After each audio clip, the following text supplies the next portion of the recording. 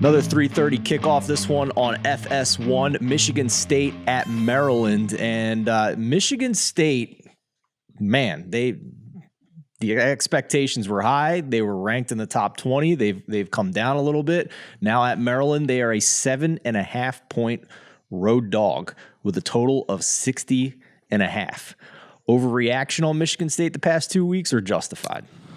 TBD. I don't really know what to make of Michigan State because they played Washington, and I think Washington's good. And then they played Minnesota, and Minnesota is quietly playing some of the best football. Minnesota. Oh my gosh. Well, yeah, they're first in points per drive, first in net points per drive. They're like top 3 in EPA in every category. They're playing outstanding football, and it wasn't a product of their schedule because they just beat the crap out of Michigan State on the road. So I think Michigan State, I don't know if they're really that bad or not. I guess we'll find out in this matchup. Now, the 7.5 points is interesting because we have a pair of injuries on Maryland that could seriously change the outlook of this game. I believe it's Talia Tagovailoa is a game time decision, and so is Rakeem Jarrett, the prolific wide receiver. Both of them are game time decisions after getting banged up against Michigan.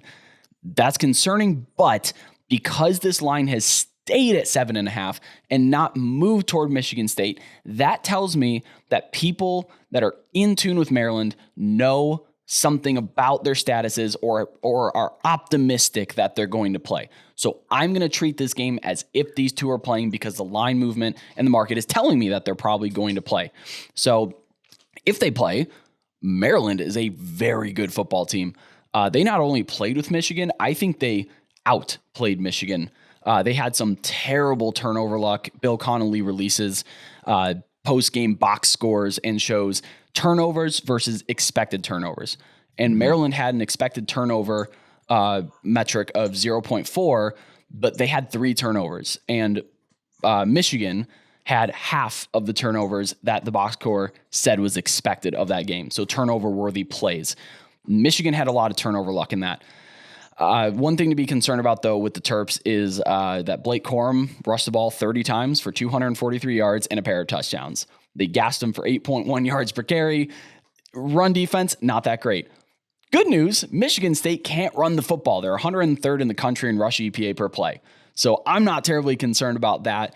And Maryland's been pretty decent against the pass. Peyton Thorne's been on and off, sometimes good, sometimes really, really bad in his career. So it depends which one shows up. But again, the most important thing is to look at the status of Tagovailoa and Rakeem Jarrett. If they don't play, I'm not making a play on this game.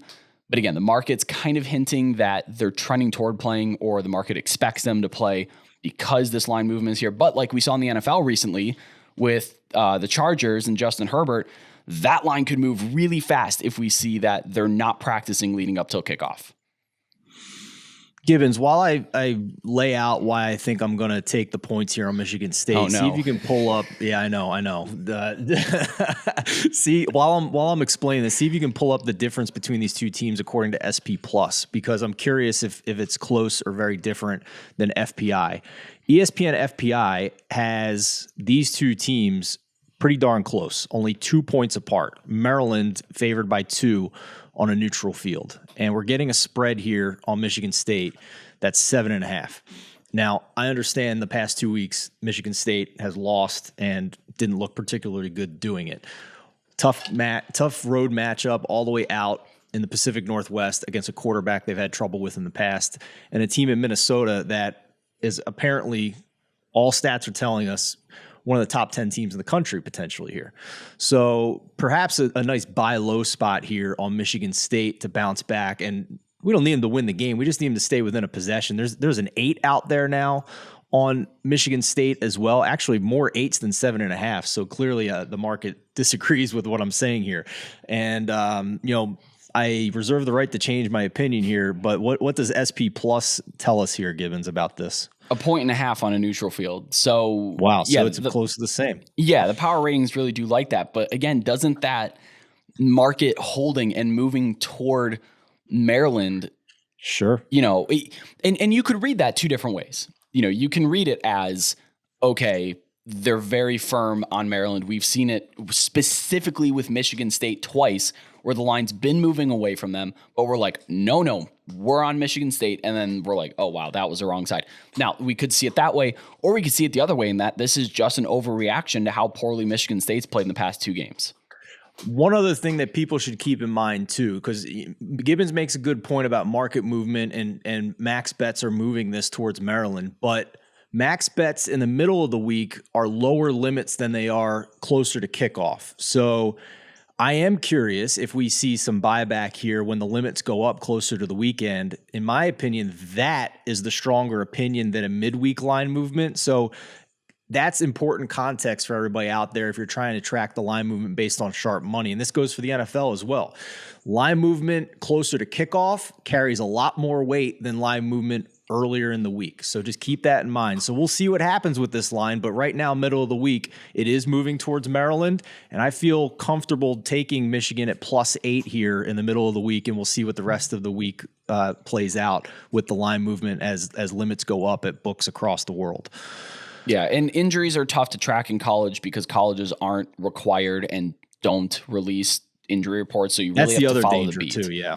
Yeah, that's the other danger with these Maryland injuries. Right, sure. but I also think that, again, if Tualia was leaning toward not playing, I really think that we would see movement toward Michigan State unless the books are just like, oh, we'll just keep taking money on Maryland even if we think he's not going to play.